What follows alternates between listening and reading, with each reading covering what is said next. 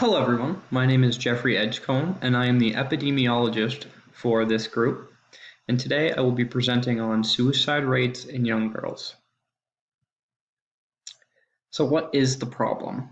Obviously, suicide is a huge problem in the United States. However, suicide rates have been increasing by 1 to 2% each year over the past 20 years. One population in specific that has seen a sharp rise is young girls ages 10 to 14. And this increase in cases is still rising, and it's grabbing attention of more and more public health professionals like myself. Just a little bit more about the issue. As mentioned in the previous slide, suicide rates among young girls aged 10 to 14 have risen every year since 1999. 13 per 100,000 people in 2014 committed suicide. This rate is drastically up from 10.5 people per 100,000 only in 1999. Now, this can be partly attributed to an increased rate of teens with mental health disorders, as well as an increased rate in access to the internet and other social media platforms or television, magazines, and other things. So what can we do about this problem? Because something needs to be done.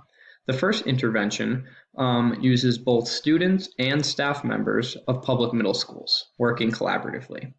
This intervention focused on addition of mental health and suicide awareness material all around the schools, whether that be the lunchroom, the library, or their classrooms. The educational materials will be designed by both staff and student.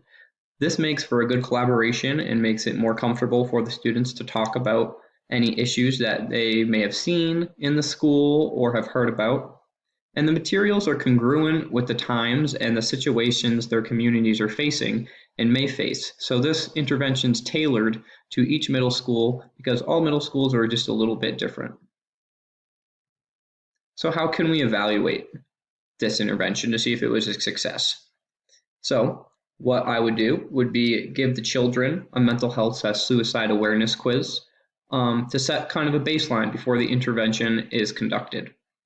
Then we can test the kids again at the end of the year post-intervention to see if their scores increased. If these scores did increase, that would mean increased awareness about the above issue. Now, the second intervention also focuses on increasing awareness of students and parents regarding mental health and suicide among school-age children.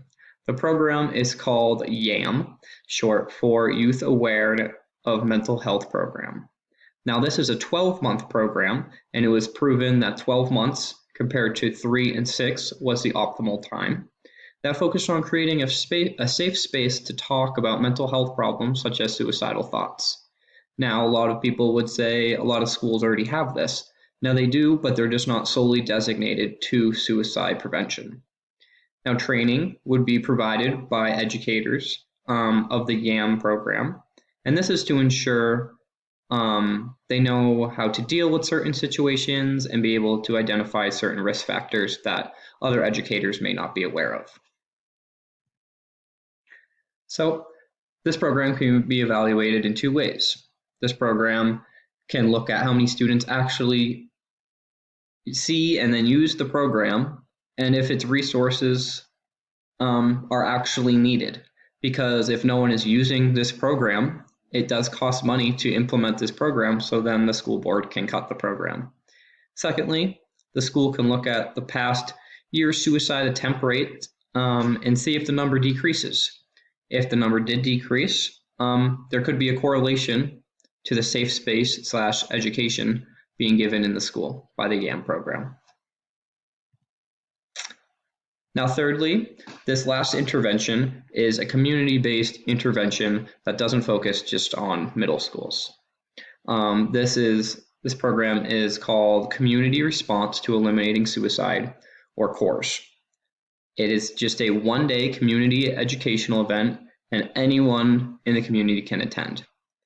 The intervention aimed to decrease the rising rates of suicide amongst today's youth simply by educating them. The program provided training on suicide awareness, education on referral methods, if there is someone that is possibly thinking about taking their life and committing suicide, and even risk factor identification, which I think is a huge thing that can be taught to not only adults but to children as well, since they're around their peers the most. Now, how can we evaluate this program? So this program actually did do its own evaluation, and they used, like the first method, a pre and post test to determine if the education training day was successful. And they found that community members had increased competency to recognize individuals at risk, but also respond appropriately with dialogue and proper referral. And responding, I guess, appropriately is key. It is a scary subject, but once you're trained and know how to deal with it, it basically can run smoothly and you can get the person, these young girls and specific to this program, to help. Now, a lot of the potential challenges and barriers are shared throughout the same interventions, some of which is getting students comfortable enough to attend the meetings or to attend the classes and talk about their feelings. Eliminating the stigma of talking about mental health issues. That's huge among young people because it's just an uncomfortable topic, and talking to adults that they're not comfortable with is tough.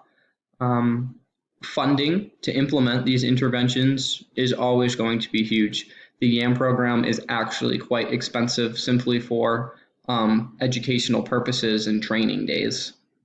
Following that up, funding for the staff. Not a lot of people want to do this voluntarily, so they may be wanting compensation. And then the last one correlates to the third intervention. It's the willingness to analyze community suicide risks and needs. It's essential that you're aware of what's going on in your community, whether that be in your school or outside at a sporting event. If something does not look right and you see some of those risk factors that these interventions train you to see, then you need to act on that. But that could be a barrier. People could see and know all the risk factors and simply not ask because they could be nervous. Now, a lot of the inputs in this logic model are basically the barriers as well. The funding, we need funding. We need trainings for these teachers. We need people willing to participate in an intervention and promote it. And we need people to plan this. How will it work within the school? So just following that up, just the outcome of this entire presentation and this entire model and all the interventions is to decrease the rate of suicide in girls aged 11 to 14 in a 2-year time span. I put 2 years because 5 to me just seems like too much. The sooner we act, the sooner we can create collaborations and the sooner we can get this rate to fall. And here's my bibliography. And this whole presentation stemmed from the reading Suicide Rates Climb in the US, especially among adults. This was our original case study, and the website can be found below for this article. Thank you very much for listening, and let's do our best. Thank you.